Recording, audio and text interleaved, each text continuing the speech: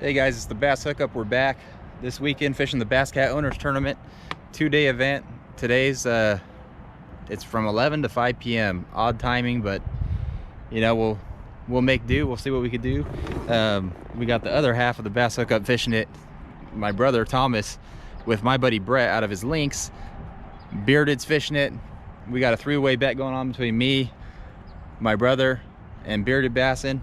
And I'm fishing with my buddy Adam today, and we get to fish out of this awesome new Jaguar 2020 Jag, probably the only one on the West Coast with a 400 racing motor. Look at this thing.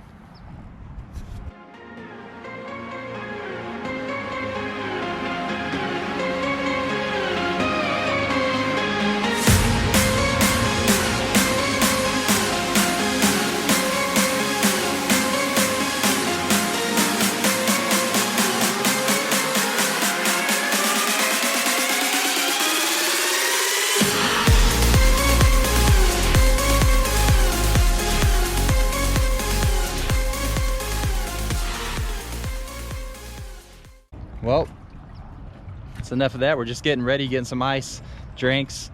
We're gonna shoot over there, check in, and we'll see you guys when we start fishing. All right, guys, just to give you a heads up. This video is gonna be, you can see it's pretty long, but that's because we really thought about what we should do with this video. Seeing as how we had the opportunity to win this tournament, and I know, you know, as a bass fisherman all my life and fishing tournaments, I'd like to know from the winners every detail, and that's what we're going to give you here. I'm going to break down my thought process, moving spot to spot, what I'm using, the tackle, all that stuff.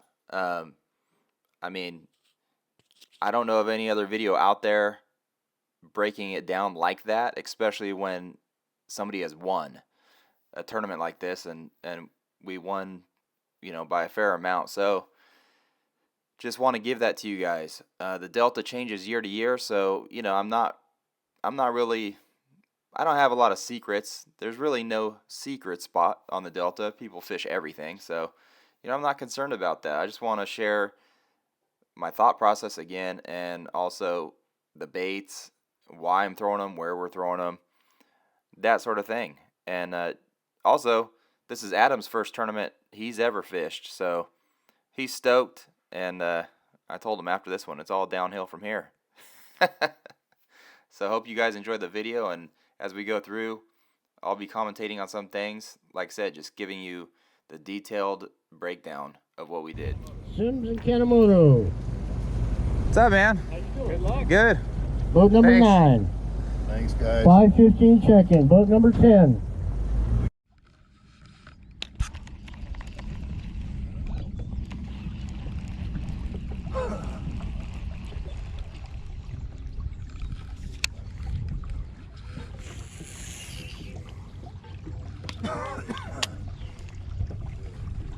Hey, guys. How's it going? How we doing? Good. Just started. Yep. Just getting out here. Any bites there? A little bit? No, we've only been out here 20 minutes. Oh, okay. So Good luck. thanks.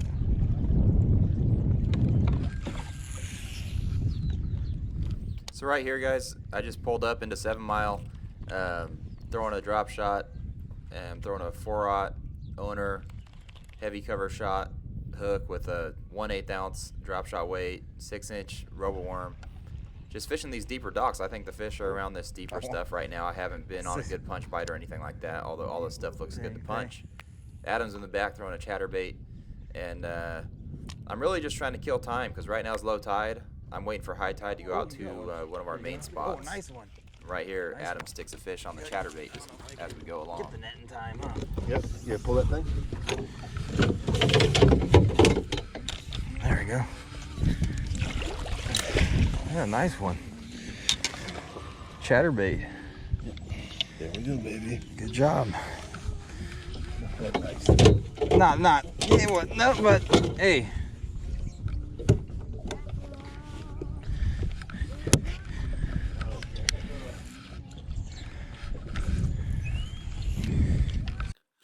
So after catching that fish, I just continue along because, like I said, I'm trying to really just burn time. You got to remember this first day we launched at 11 and weigh-in was at 5 p.m. So we're fishing midday. Not a great time to fish. Missed all the morning bite.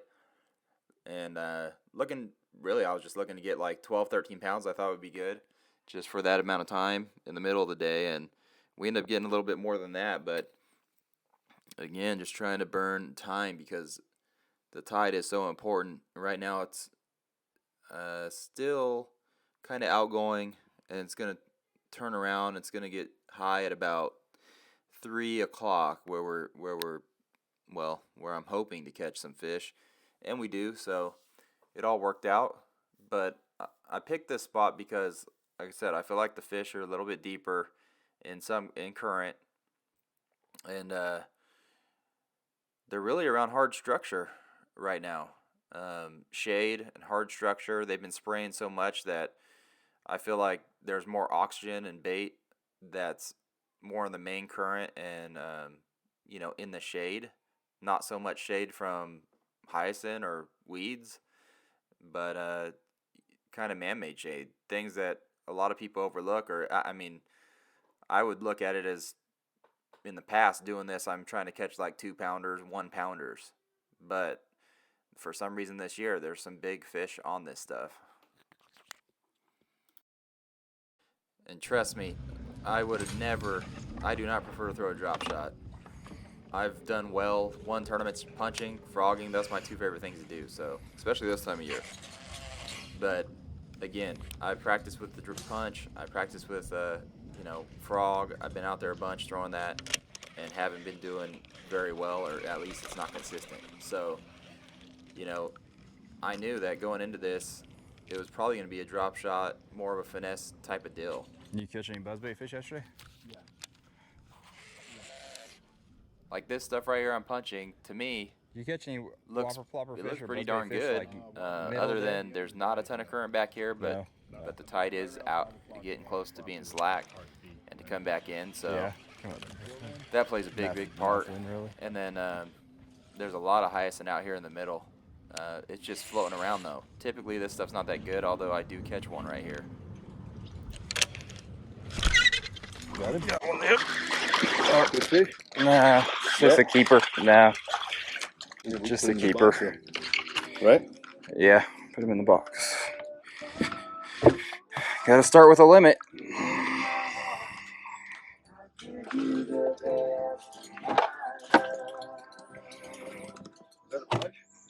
Yeah, right out here in the middle.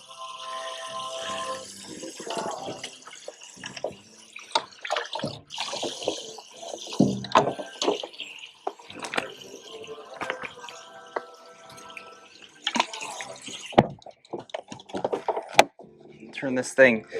Let's see.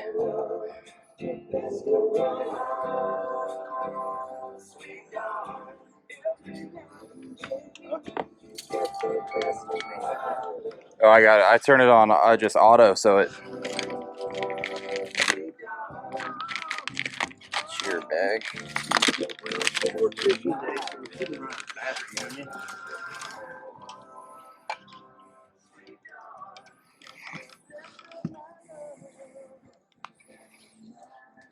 No, you haven't had a problem with that, have you? Running out of battery at all? No.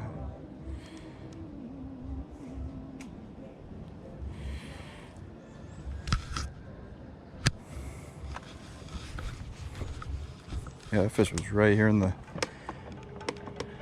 It's 10 feet deep. But he hit it as soon as it went through that stuff.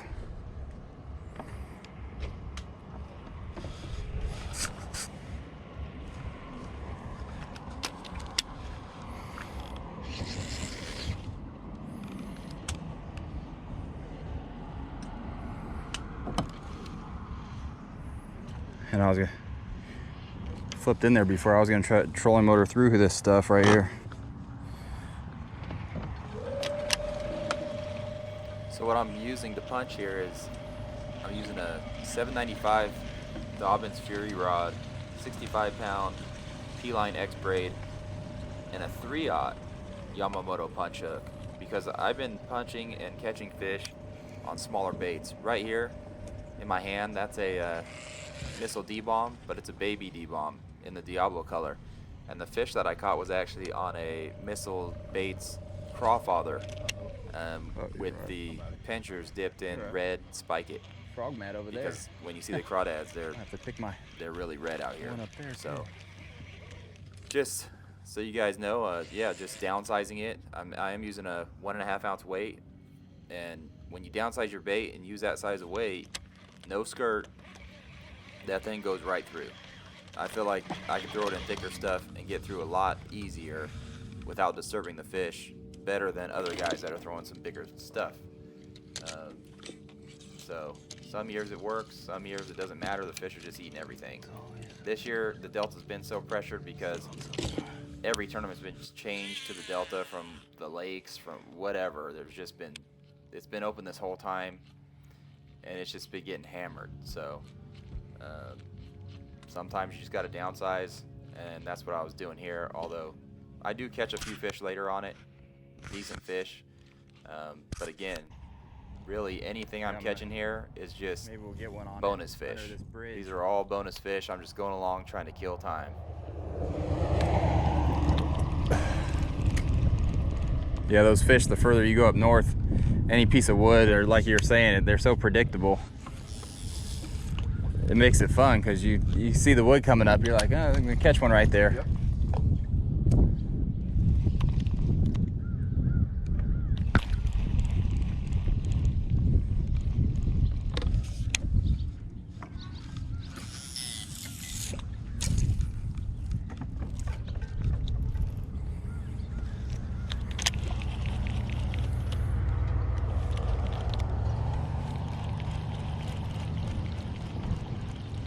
That area I fished this morning also might be a good spot for us for getting our 5. You know what I mean? I don't need to get here you got a shot at a nice fish.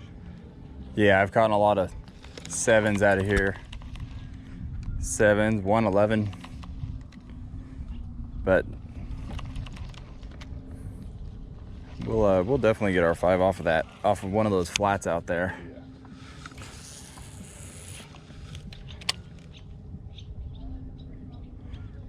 It might be a big one sitting by one of these pilings, right in the shade.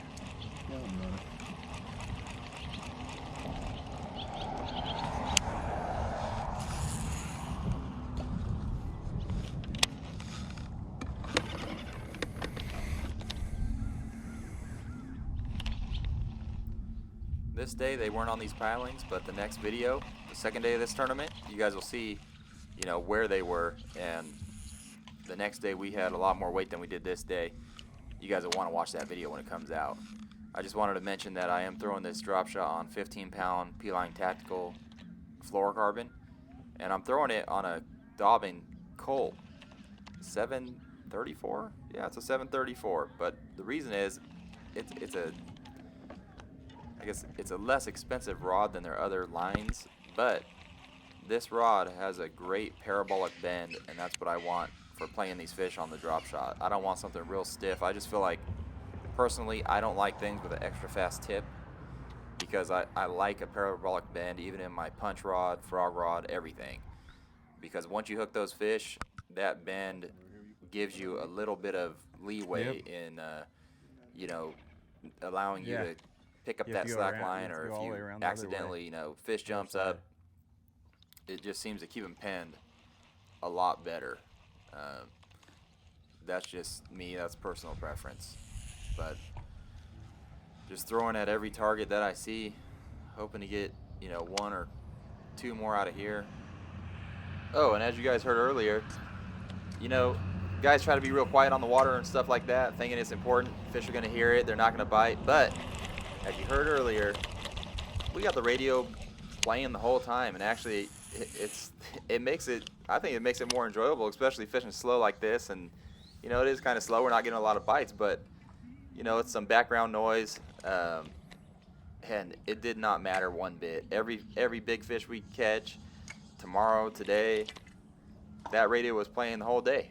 And you know, it was a fun time out there with Adam, And this is just, you know, we jumped in this tournament thinking it'd be fun, and it was. It was a ton of fun. But yeah, you know, Had play one music had during the one tournament, talk, whatever.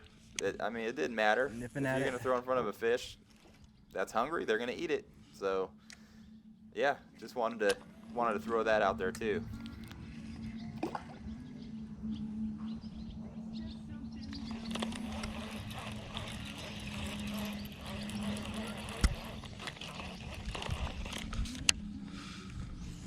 Then my water.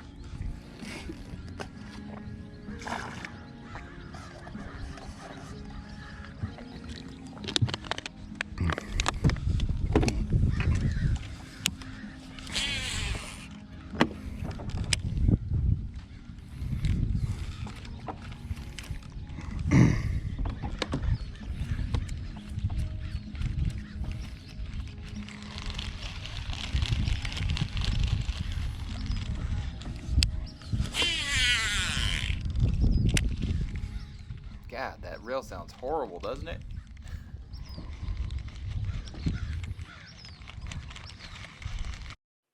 So we fished through here without any more fish. I'm just switching around, frog, punch, whatever looks good in front of me. I'm picking up that rod, throwing it, and just killing time. I fished long enough in the delta to know that, you know, there's short bite windows, and yeah, I'm not really worried about it.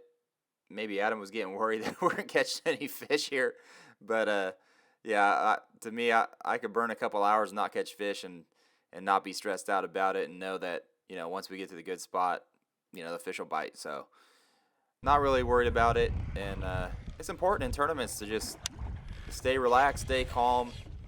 You know, you could catch 5 fish.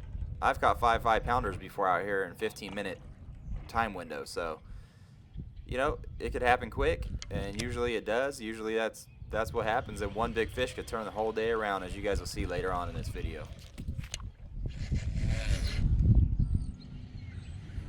So right here real quick, if you're watching me punch, and you can see I keep my thumb on the spool the whole time that bait's going down, and that's really, I think it plays a key part in it.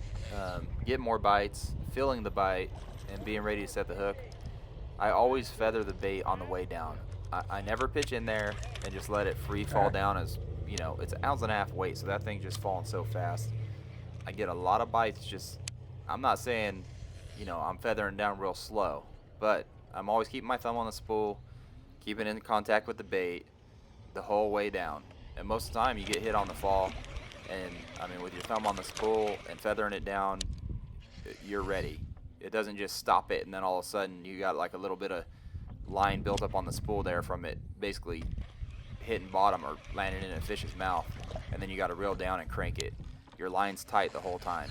So to me, that's a key point while punching. Also, this stuff all looks good underneath it. If you're familiar with the spot, it's probably anywhere from 5 to 10 feet deep on like this outer edge here, and the fish, they could be all the way up on the rocks. This rock bank here falls straight off into a couple feet of water, so really hard to cover all that. I'm just focusing from maybe a foot off the inside edge to, you know, 5 6 feet into these mats.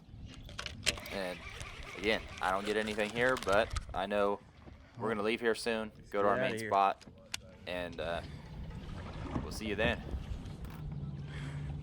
Yeah, it's almost well, high tide's 2:45. It's 12:55, so we'll go to the first spot, hit the beginning of, or the end of incoming, and then by the time we get out to Rio Vista, it'll be high outgoing. So we should have it hit it perfect. So right here, we pull up to the main spot. Still have about an hour before I'd say the good tide, which is high outgoing. And you'll hear in a minute Adam talk about he missed a 6 or 7 pounder off this spot about a week ago. And it was on the same tide, that high outgoing tide. And that'll come into play. You guys will see later in the video. But as you see, we fished through this spot. I'm throwing a spinnerbait. He's throwing a fluke. And we don't get bit. and we just continue down the bank from here. And you know, it's important. If you think there's a key area in the delta, hit it on two different tides. Hit it on, you know, the end of incoming and the beginning outgoing. On one of those tides, if that is a key area there's fish, I guarantee you on one of those switches, you will get bit if there's fish there. So you'll see we come back to this spot right now. We don't get anything, but it is basically the key player on day one.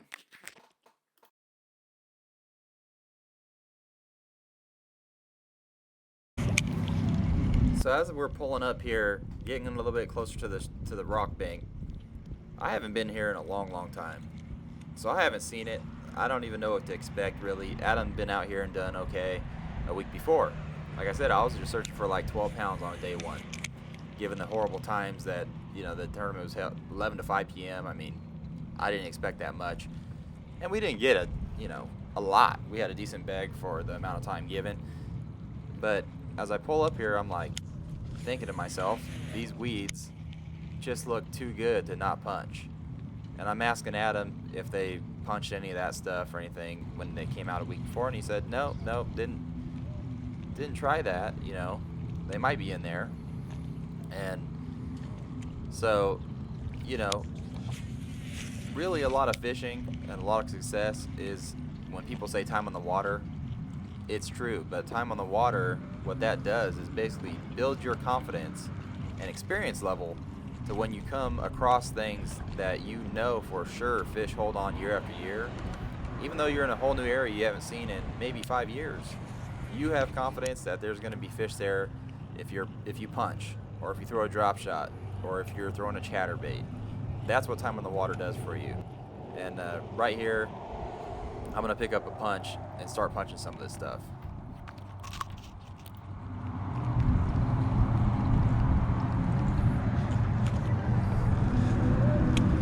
What impressed me about catching fish here, it was the dead high of the day. It was like 106 over here, you know what I mean? Yeah. So right here, guys, I'm going to say it again. If you see a patch of these weeds out here by itself, you need to punch it. Don't just drive by them. I don't care where it's at in the river, punch it. And I say that it's not just any weeds, it's these specific weeds. And if you want to see what weeds these are, there's a more detailed video on these weeds in our channel. I'll leave a link below. You can watch that video, but it's about these type of weeds specifically. We got a bunch of small ones, but we got some nice ones. They were primarily out around the woods, you know what I mean? Yeah. Yeah, mostly just all you got to do is keep rotating the trees. Keep on rotating.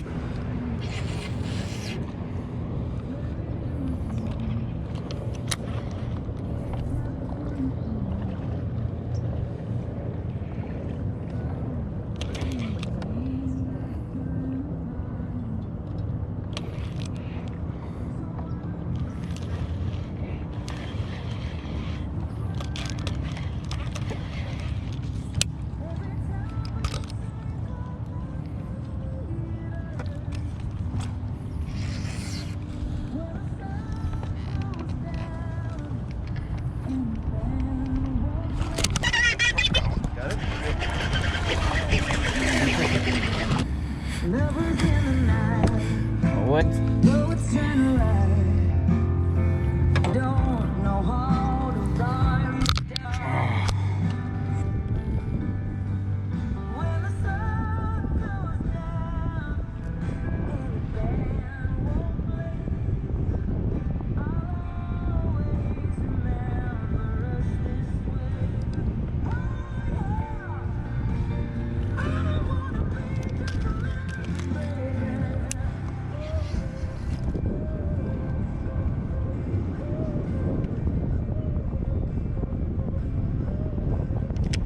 Yeah, these are perfect weeds. I figured there had to be one in there.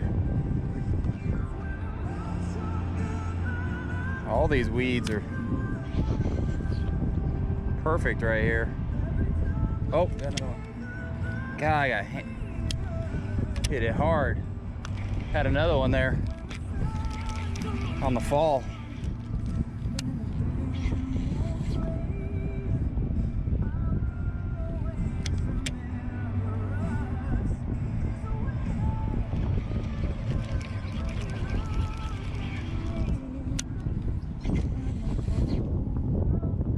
Oh, got another one. Ah, gosh darn it. Dropped it.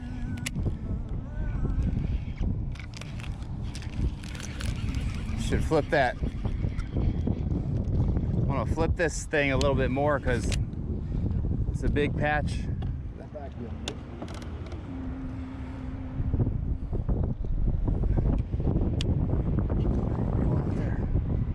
Got one?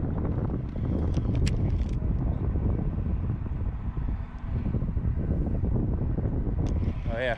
I say hit the tail. Hit the tail. Huh? Hit exactly the tail.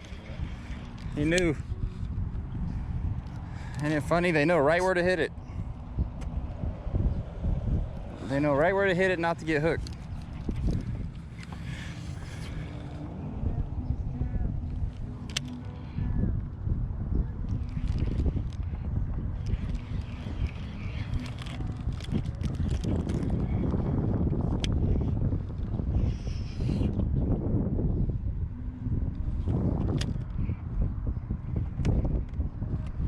Yeah, I'm gonna catch it. I can almost guarantee you I'll catch another one out of this mat.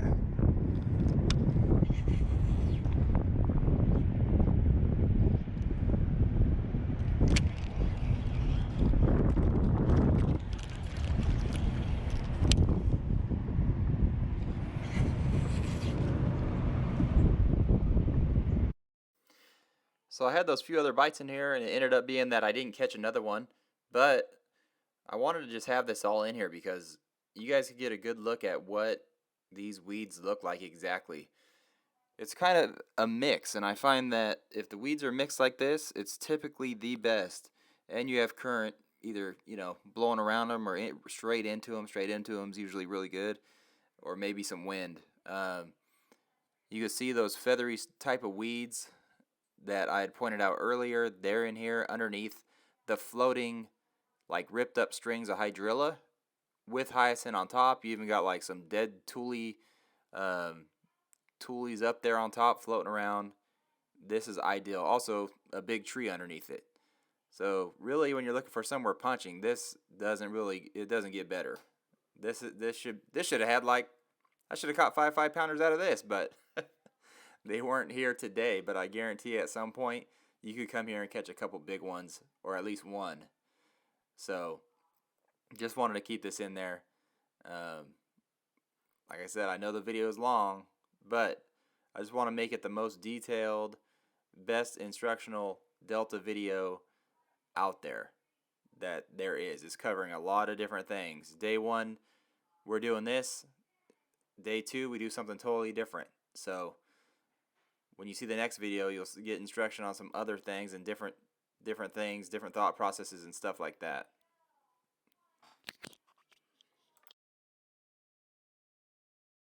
So I continue just fishing down the bank, opposite direction. I didn't punch any of this stuff earlier. Wanted to make sure I punched it, and I thought for sure there'd be a fish there, but there wasn't. But on our way back, I wanted to hit that key spot again that we first stopped on and didn't catch a fish. And you'll see coming up, that spot we ended up basically catching our limit off of that spot and our 6-pound fish, which was big fish of day one. We had the biggest limit of day one. So totally pays off, like I said, to fish those key spots more than once. And the way we timed it was we were hitting that spot on the end of incoming and on the beginning of outgoing. When we hit it the second time, it's the beginning of outgoing.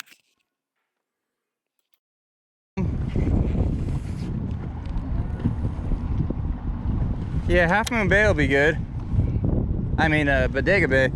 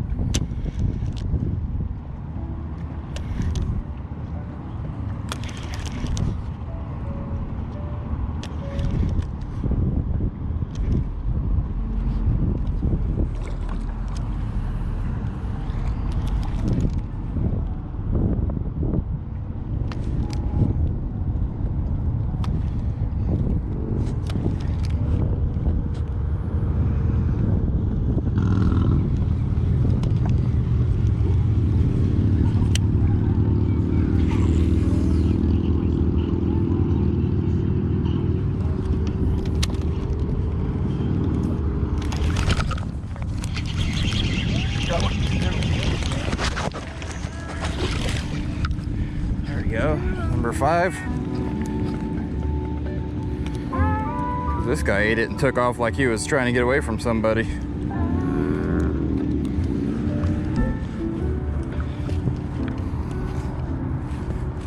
Punch the damn palm tree, dude. Punch the palm tree.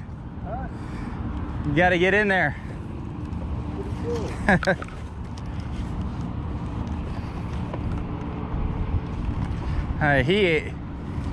He ate it and took off out this way.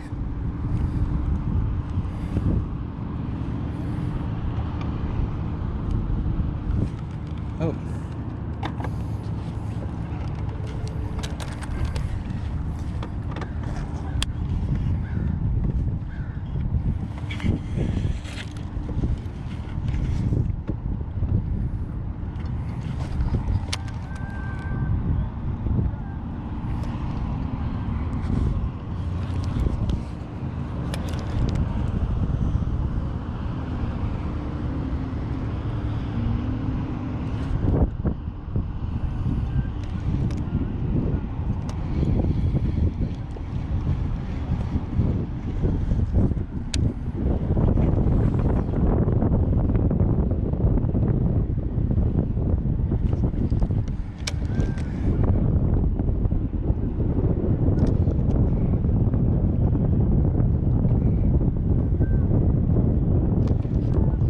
Oh, you got him. All right. Get the net.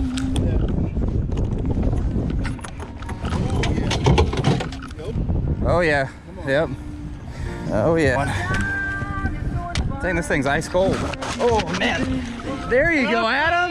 Come on. Yeah, there you go. Oh man, there's your fish.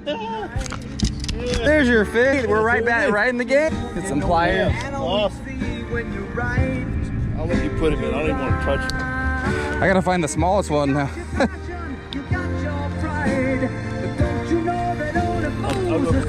I think. I know. Probably another one too. I bet. Nice. Putting him on the other side. Got like a sore. There you go. That's exactly what we needed.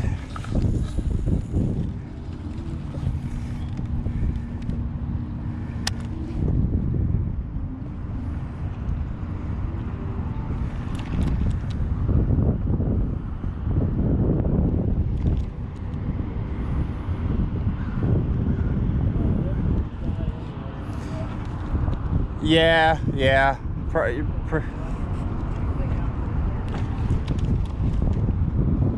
Oh yeah, probably just cut it and retie it. You're better off.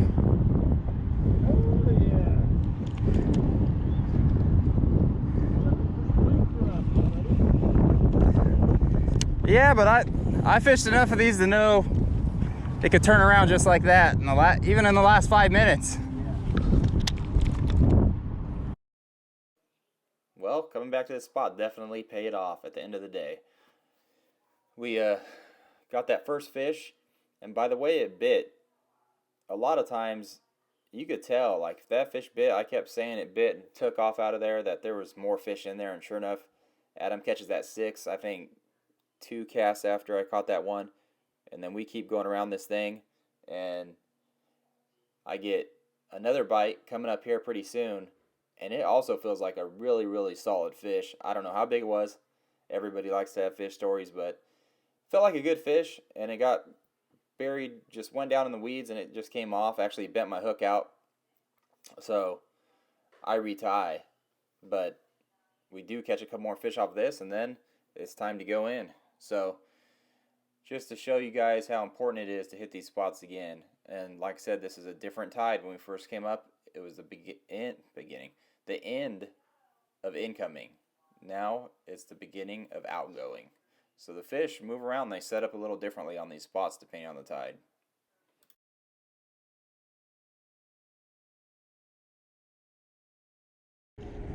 So if you stay over here, we could hit that and then come hit this again when it's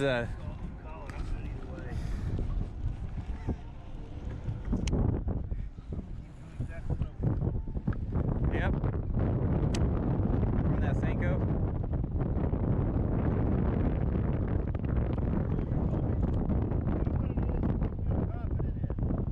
Yeah, whatever you catch fish on. I was going to start punching. I said, no, I just want to get a couple good fish, and then I'll venture off into something else. Yeah. Oh, I got one. Oh, come off. Really? Yep. God, that felt like a good one too. Stuck down in the freaking weeds.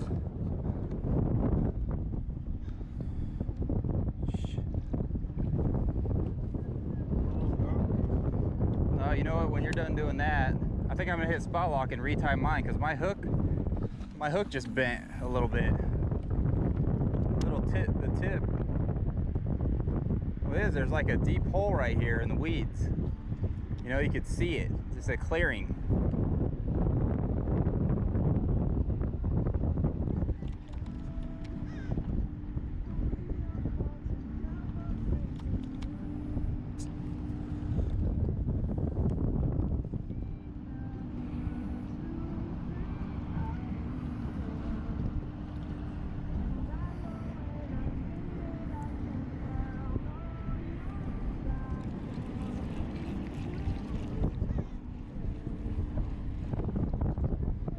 Yeah, I'm gonna spot lock us right here. And I'm gonna retie mine. Take off.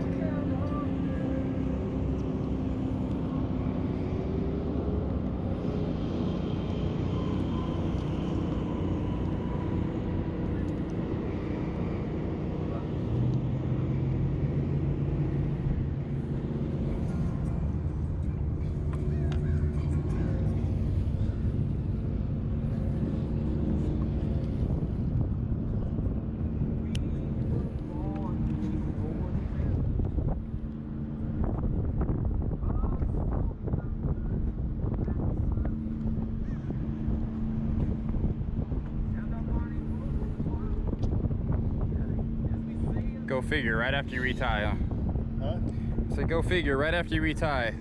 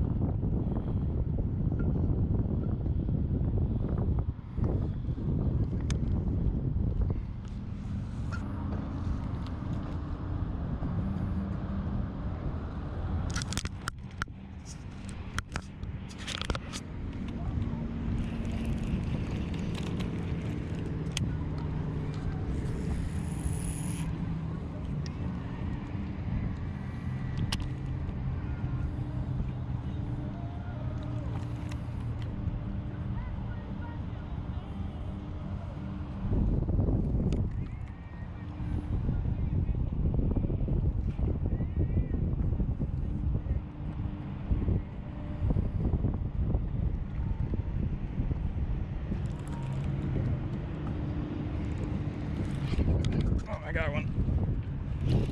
I got one, Adam. Yep, I don't know how big he is, but it was good size. No, I think it might pull though. I think it might be bigger than one of the other ones we have. Yeah, a lot of fish around there.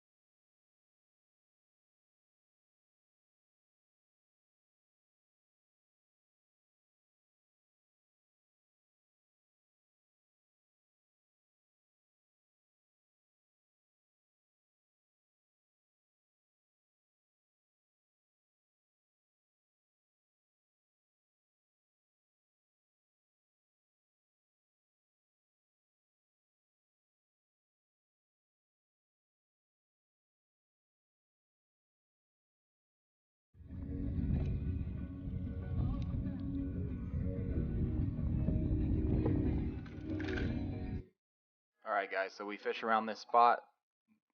Maybe, I think I circle around it one more time, fish it pretty good. And then it's about time to head in.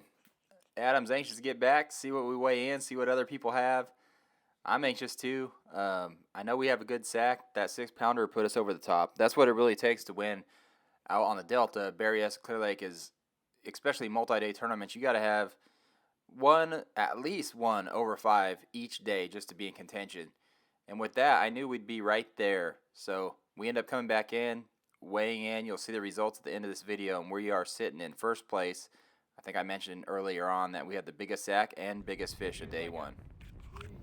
Yeah, 3-pounder, couple threes, unless you think we can get that. Also, be sure to keep an eye out for day 2 of the tournament.